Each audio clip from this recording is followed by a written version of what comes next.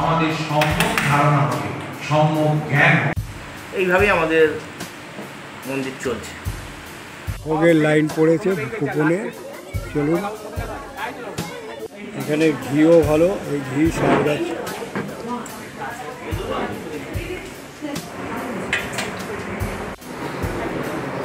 Howrah Memari local 5 নম্বরে দিয়েছে। আজ আমার গন্তব্যস্থল হচ্ছে চুঁচুড়া। আপনাদের চুঁচুড়ায় নিয়ে যাব শ্রী রামকৃষ্ণ সারদা যে মন্দির আছে সেখানে নিয়ে যাব। এই 5 নম্বরে ট্রেন ঢুকছে, এই আসছে এই ট্রেন। এতে করে আজকের আমি যাব হচ্ছে চুঁচুড়া। ট্রেন ছেড়ে দিল 8:35-এর লোকাল, ছাড়লো 8:43-এ। চলুন আজ আপনাদের চুঁচুড়ায় নিয়ে যাই। সেখানে আপনাদের নিয়ে যাব হচ্ছে চুঁচুড়া হয়ে।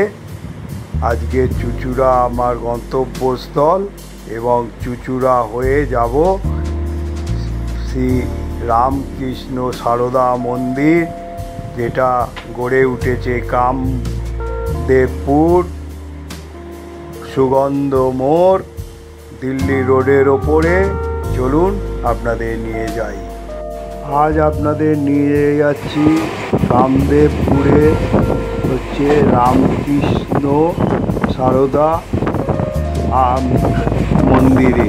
এইগুলো গড়ে ওঠার কারণ হলো একটি ধর্মীয় সংগঠন। এই সংগঠন রামকৃষ্ণ আন্দোলন বা বেদান্ত আন্দোলন নামক বিশ্বব্যাপী আধ্যাত্মিক আন্দোলনের প্রধান প্রবক্তা। এটি হচ্ছে জনকল্যাণমূলক স্বেচ্ছাসেবী সংগঠন।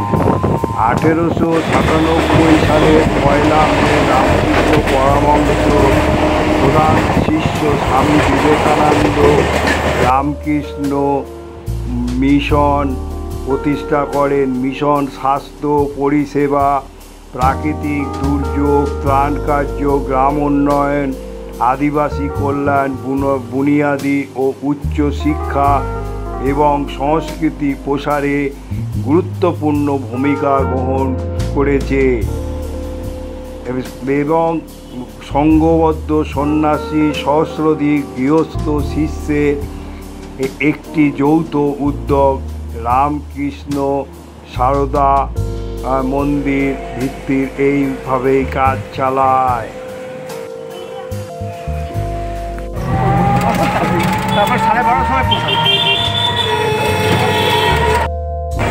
আপনাদের নিয়ে যাচ্ছি কামদেবপুর সুগন্ধা রামকৃষ্ণ সারদা আশ্রম।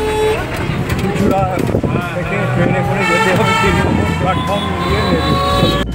অটো ডাইরেক্ট নিয়ে যাচ্ছে, তার জন্য বেশি খারাপ করছে। এই হলো শ্রী রামকৃষ্ণ সারদা মন্দির। শ্রী রামকৃষ্ণ সারদা কামদেবপুর, দিল্লি রোড, সুগন্ধা মোড়, চুঁচুড়া, জেলা হুগলি। এই ঢোকার মুখেই একটা টাওয়ার পেয়ে যাবে। এই টাওয়ারটাকে লক্ষ্য করে তারপরে এই বাণীগুলো উল্লেখ আছে, দিয়ে চলে যাবে। মা সারদা বলছে, আমি সত্যিকারের গুরুপত্নী নই, তা পাতানো মাও নই, কথায় কথায় মা নয়, সত্য জননীর সৎসঙ্গে মেশা, ভালো হতে চেষ্টা করো, ক্রমে সব হবে। পরে হচ্ছে আপনার রামকৃষ্ণদেবের ঈশ্বর লাভ মানুষ্য জীবনের উদ্দেশ্য, সব কাজ করবে কিন্তু মন ঈশ্বরই রাখবে। স্ত্রী পুত্র বাপ মা সকলকে দিয়ে থাকবে, সেবা করবে যেন কত আপনার লোক কিন্তু মনে জানবে যে তারা তোমার কেউ নয়। রামকৃষ্ণদেব বিবেকানন্দ সারদা দেবীর বাণী, রামকৃষ্ণদেবের বাণী, স্বামী বিবেকানন্দর বাণী। এটা সারদা মায়ের বাণী। আপনাদের রামকৃষ্ণ সারদা মন্দিরে এনেছি। এখানে এই সারদা মন্দির হচ্ছে চুঁচুড়ায় কামদেবপুর সুগন্ধে অবস্থিত। দেখুন সারদা মায়ের বাণী ফুটিয়ে তুলেছে রামকৃষ্ণ দেবের বাণী ফুটিয়ে তুলেছে ওয়ালে এরা। তারপরে স্বামী বিবেকানন্দ প্রত্যেকটা বাণী এরকম ফুটিয়ে তুলেছে। আর এটা হচ্ছে শ্রী শ্রী মায়ের বাগান। এ হলো বাগান বাড়ি, কনস্ট্রাকশানের কাজ চলছে দেখুন, সেটাও আপনাদের তুলে ধরছি। এই বাগান বাড়িতে কাজ চলছে এখন। তারপরে এখানে হচ্ছে গাড়ি রাখারও ব্যবস্থা রয়েছে বাইরে, সেটাও তুলে ধরলাম আপনাদের। ঢোকার গেট শ্রী রামকৃষ্ণ সারদা মন্দির, কামদেবপুর, সুগন্ধ থানা, পোলবা, হুগলি এত। আর হচ্ছে মন্দির দর্শনের সময় 7টা 30 থেকে 12টা পর্যন্ত, বৈকাল 4টে থেকে 7:30 পর্যন্ত। আর ভিতরে যানবাহন প্রবেশ নিষেধ। এখানে হুইল চেয়ার, হেলমেট রাখার ব্যবস্থাও আছে। ঢুকেই আপনাদের নিয়ে যাচ্ছি। দেখুন আম গাছ ভর্তি আছে ঢুকেই। তারপর এই বাচ্চাদের দোল খাওয়াবার জায়গা করেছে, কি সুন্দরভাবে এই গড়ে উঠেছে দেখুন। চলুন আপনাদের নিয়ে যাই এক এক করে।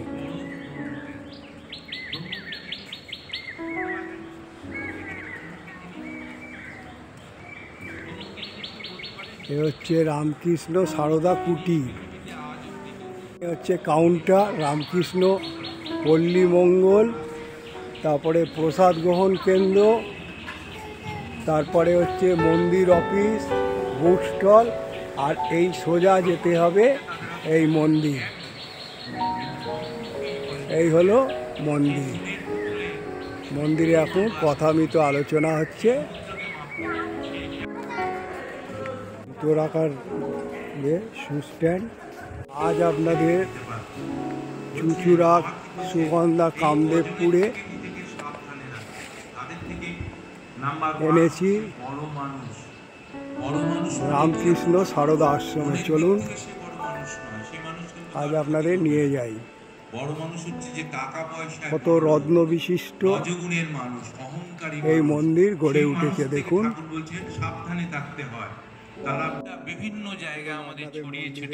এই হলো চুঁচুড়া কামদেবপুর সুগন্ধায় যে শ্রী রামকৃষ্ণ সারদা মন্দির গড়ে উঠেছে, সেই মন্দিরে আজ ভক্ত সমাগম হয়েছে এবং সেখানে রামকৃষ্ণদেব কথামিত আলোচনা সভা চলছে, সেগুলো আপনাদের তুলে ধরছি। দেখুন কত সুন্দরভাবে এখানে মানে পুরুষ আলাদা, মহিলা আলাদা বসে কত সুন্দরভাবে আলোচনা চলছে।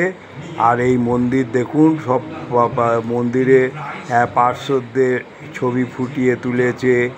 তারপর এখানে ওপরের দিকে স্বামীজি, রামকৃষ্ণদেব, মা সারদা আর পাশে পার্শ্বদের ছবি সব ফুটিয়ে তুলেছে। কত সুন্দরভাবে মন্দির গড়ে উঠেছে। আর এখানে আলোচনা সভা চলছে। আর এই হচ্ছে ধাপে ধাপে মন্দিরেও আপনি উঠে ভেতরে গিয়েও করতে পারেন।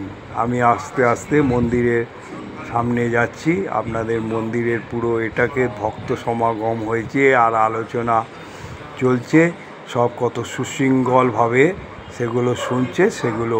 আর দেখুন কত সুন্দরভাবে ছবি দিয়ে ফুটিয়ে তুলেছে, সেগুলো আপনাদের তুলে ধরছি। সব পাখা চলছে। আজ হচ্ছে ঈদ ছিল, সে ছুটি ছিল, সেই জন্য লোকের সমাগম হয়েছে এবং আলোচনা চক্র চলছে।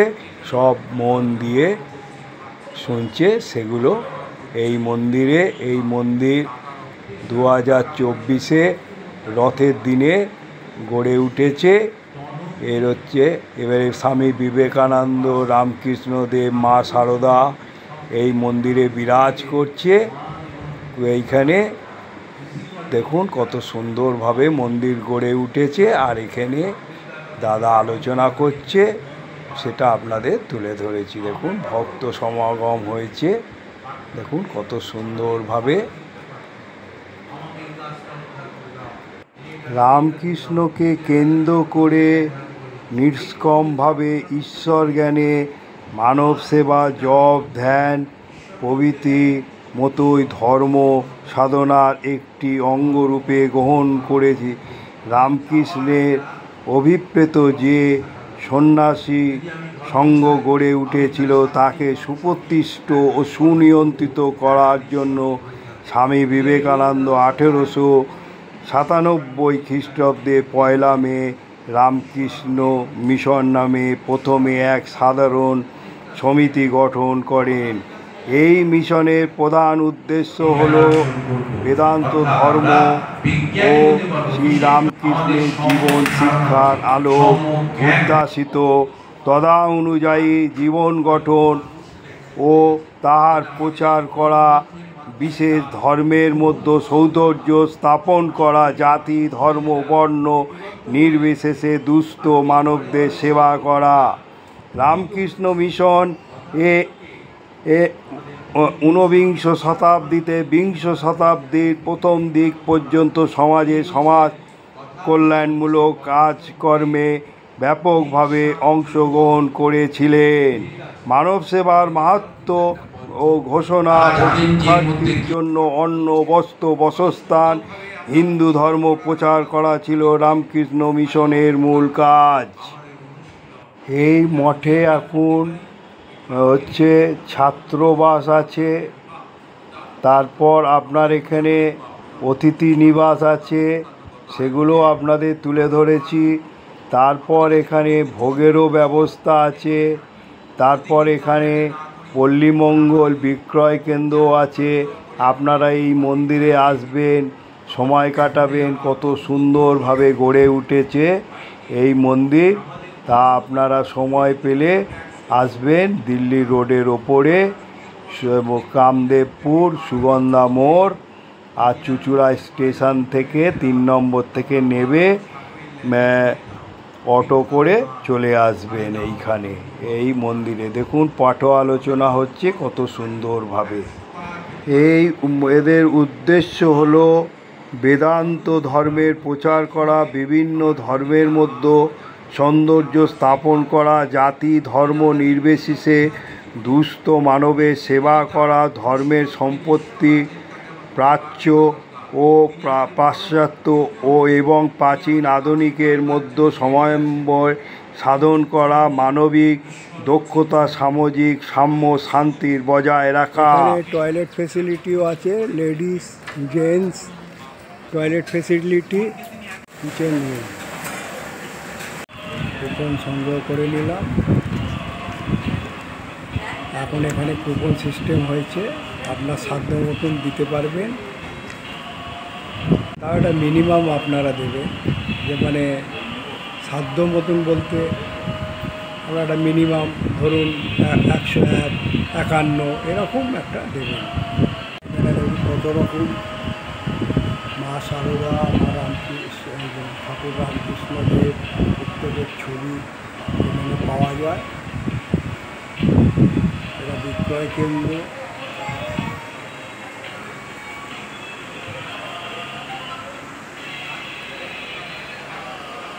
কত সুন্দরভাবে গড়ে উঠেছে।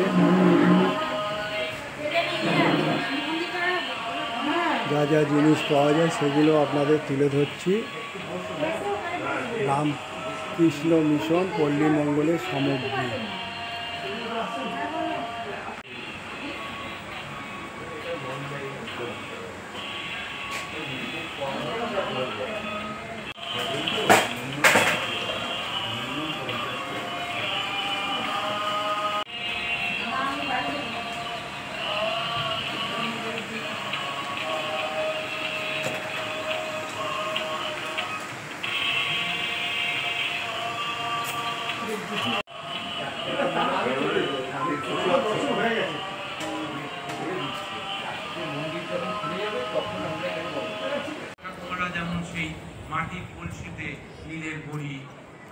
কত সুন্দরভাবে গাছগাছালি দিয়ে এই মন্দির গড়ে উঠেছে। দেখুন, এই হচ্ছে ডাইনিং রুম,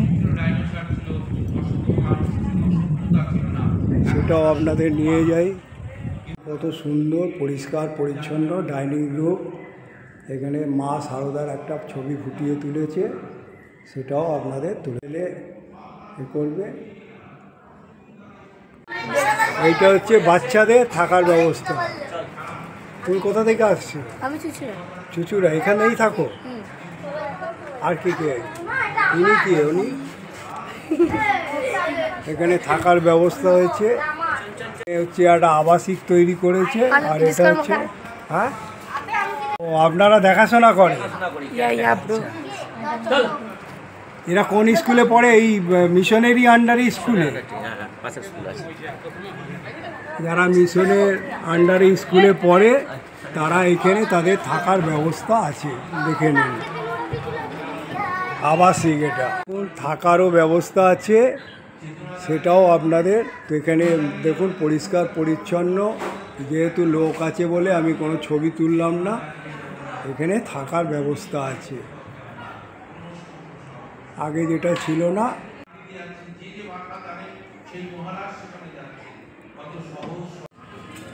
এই হলো অফিস প্রাঙ্গণ, এই হলো মন্দির এরিয়া। এখানে বাচ্চাদের খেলার ব্যবস্থা আছে। এই হলো রামকৃষ্ণ সারদা কুটির, আর এই হলো মন্দির, আর এই হলো ভোগের রান্নাঘর, এই হলো বাথরুম, আর এই হলো ডাইনিং রুম। পাশে আবাসিকদের থাকার ব্যবস্থা, আর পাশে হচ্ছে গেস্ট থাকার ব্যবস্থা। এই হলো মন্দিরের আর গাছগাছালি দিয়ে কত সুন্দর সাজানো, সবই আমি মোটামুটি আপনাদের তুলে ধরলাম। আর এই চূড়া বিশিষ্ট মন্দির, এটা বিশ্রাম কক্ষ। এখন আপাতত এখানে অনুষ্ঠান হয়ে থাকে, সেটাও আপনাদের তুলে ধরলাম। এটা হচ্ছে বিবেকানন্দ হল। বিবেকানন্দ হল বিক্রি হয়। তারপরে গামছা আছে, চাদর আছে, চানাচুর আছে। দেখুন কত রকমের জিনিস এখানে বিক্রি হয়। ধূপ, এখানকার ধূপই খুবই ভালো। মাস্টার্ড অয়েল খুব ভালো। এখানে ঘিও ভালো, এই ঘি সারগাছি গাওয়ার ঘি, এটাও ভালো। এখানে হচ্ছে জ্যাম জেলি আছে, এখানে বড়ি আছে। দেখুন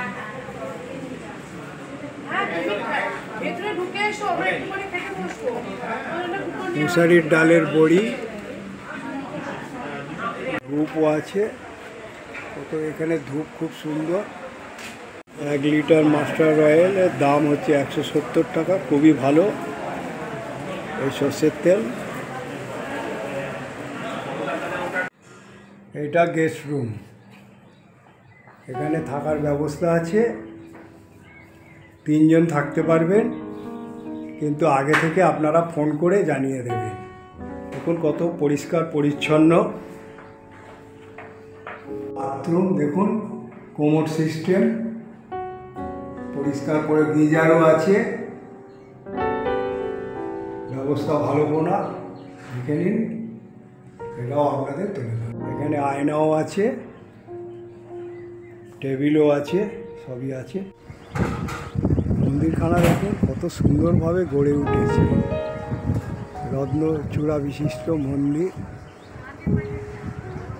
শ্রীরামকৃষ্ণ সারদা মন্দির, চুচুড়া, কামদেবপুর, সুগন্ধ। এই মন্দির দেখুন কত সুন্দর লাগছে, গাছগাছালি সাজানো, মনোরম পরিবেশে আপনারা একটা দিন পুরো এখানে কাটিয়ে যেতে পারেন। কলকাতার কোলাহল থেকে মুক্ত বায়ুতে এখানে এসে কাটাতে পারেন। এই হলো এখানকার চুচুড়া রামকৃষ্ণ সারদা মন্দির। দেখুন এই হলো মন্দিরের ছাদ। আমি ওপর থেকে পুরো মন্দিরের এরিয়াটা দেখুন, গাছগাছালি। আর এই হলো মন্দির।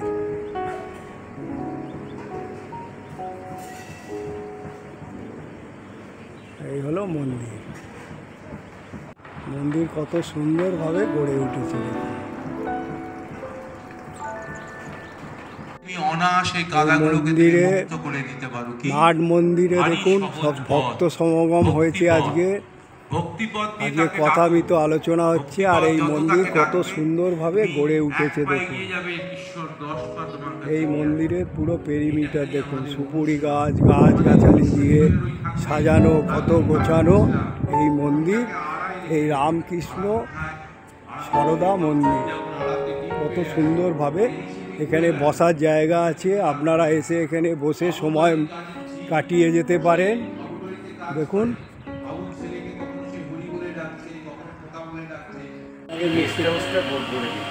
আপনি সামনে একটা ইয়ে নিয়ে বলছেন। নমস্কার, আপনার পরিচয়টা দিন।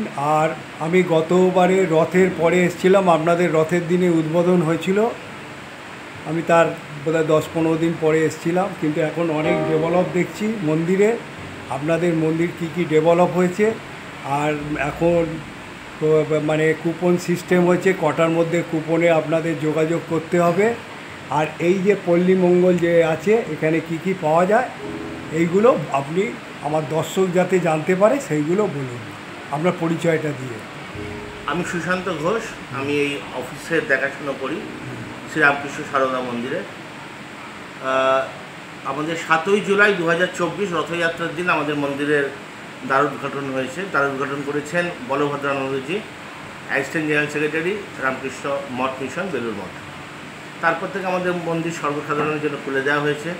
আমাদের এখানে প্রত্যেক দিন ভোগ প্রসাদের ব্যবস্থা আছে, নিরামিষ ভোগ প্রসাদ আপনারা পেতে পারেন।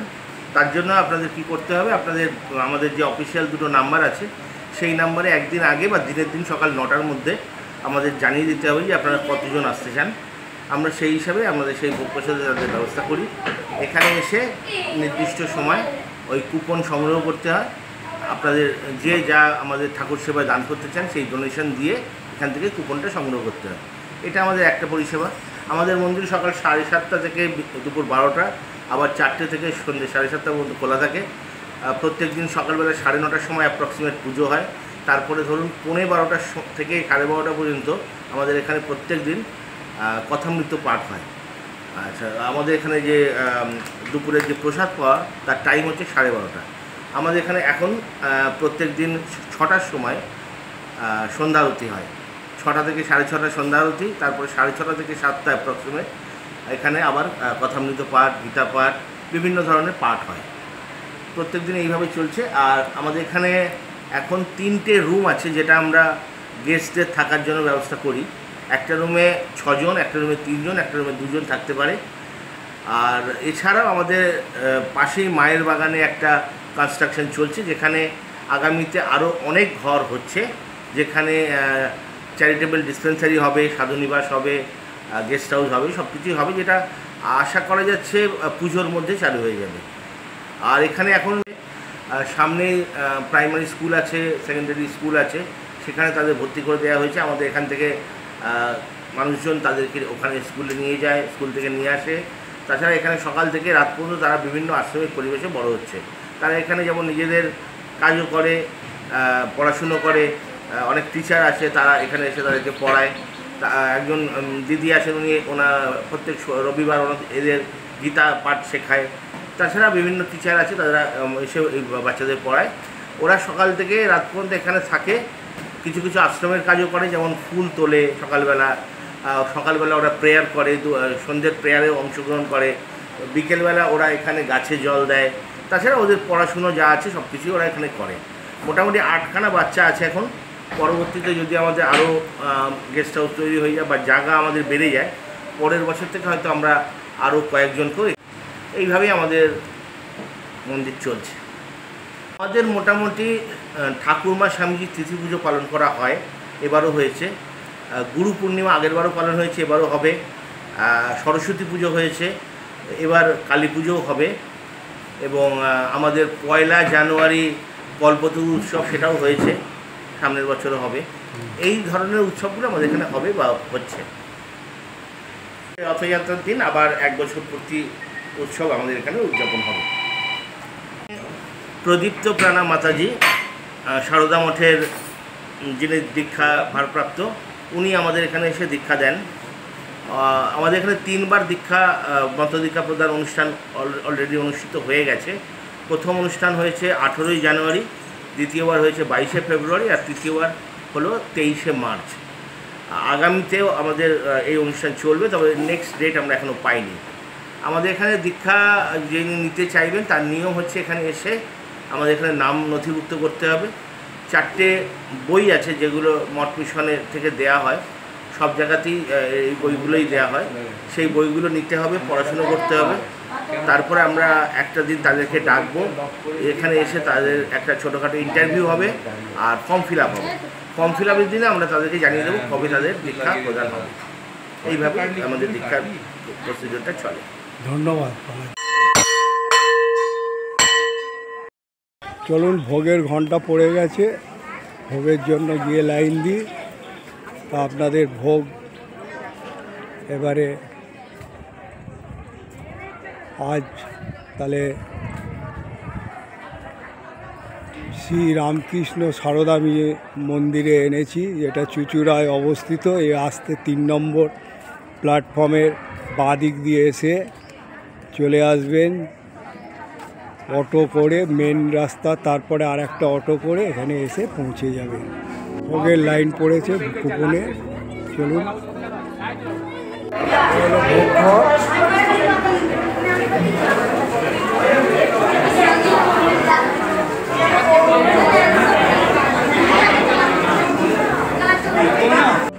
এবারে আমরা প্রসাদ গ্রহণ করব। প্রথমে নাম হলো প্রসাদ গ্রহণের আগে, দেখুন নাম হচ্ছে প্রসাদ গ্রহণের আগে, সেটাও আপনাদের কাছে তুলে ধরলাম। এরপর ভাত, শুক্তো, ডাল, তারপরে তরকারি 2 রকমের, চাটনি, তারপরে সকলে কীভাবে সারিবদ্ধভাবে প্রসাদ গ্রহণ করছে দেখুন, কত সুষ্ঠুভাবে এখানে। তারপরে পায়েস, মিষ্টি, তারপর প্রসাদ গ্রহণের পর নাম হলো সুষ্ঠুভাবে তৃপ্তি ভরে প্রসাদ গ্রহণ করলাম আজকে কামদেবপুর সুগন্ধা শ্রী রামকৃষ্ণ সারদা মন্দিরে। গাছগাছালি ভর্তি, দেখুন কত সুন্দরভাবে পুরো এই এরিয়া নিয়ে গড়ে উঠেছে এই মন্দির। তা বন্ধু, আজ আপনাদের চুঁচুড়া কামদেবপুর সুগন্ধে হচ্ছে আপনাদের এনেছি শ্রী রামকৃষ্ণ সারদা মন্দিরে। তা এখানকার অনেকে আমাকে বলেছিল আরেকবার করতে। আমি প্রথমবারে যখন এখানে উদ্ঘাটন হয়েছিল তখন এসেছিলাম 21শে জুলাই।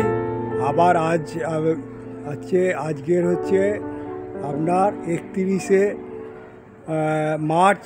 আমি এখানে অনেক ইমপ্রুভড হয়েছে, সেই জন্য এখানে আবার এখানে আগে ভোগের মূল্য ছিল না, এখন মিনিমাম একটা দিতে হয় 50-51 টাকা। তা আমি ভোগ গ্রহণ করলাম তৃপ্তি ভরে। ভোগে ছিল ভাত, ডাল আর আলু, আর হচ্ছে ঢ্যাঁড়সের তরকারি, আলু পটলের তরকারি, শুক্তো ছিল, তারপরে চাটনি ছিল, পায়েস ছিল এবং মিষ্টি ছিল। এই হচ্ছে ভোগ গ্রহণ করে খুব তৃপ্তি পেলাম। তা আপনারা এই ব্লগটা দেখার পর এখানে সব কিছু আপনি কখন খুলবে, কিভাবে আসতে হবে, সেটাও আপনাদের দেখিয়ে দিয়েছি। তাই এটা দেখার পর একটা করে লাইক করবেন, আর যারা এখনও যত শেয়ার করবেন লোকে জানতে পারবে, আর কমেন্ট বক্সে লিখবেন। আর বলবো যে এখনও যারা সাবস্ক্রাইব করেননি আইকন বোতামটা টিপে দেবেন। আমি যখনই কোনো ব্লগ বানাবো আপনারা আইকন বোতামটা টিপে দিলে তাহলে আমি যখনই কোনো ব্লগ বানাবো তখনই আপনারা পেয়ে যাবেন। জয় রামকৃষ্ণদেব জয় মা সারদা, জয় স্বামী বিবেকানন্দ বলে আমি আমার গন্তব্যস্থলে চললাম।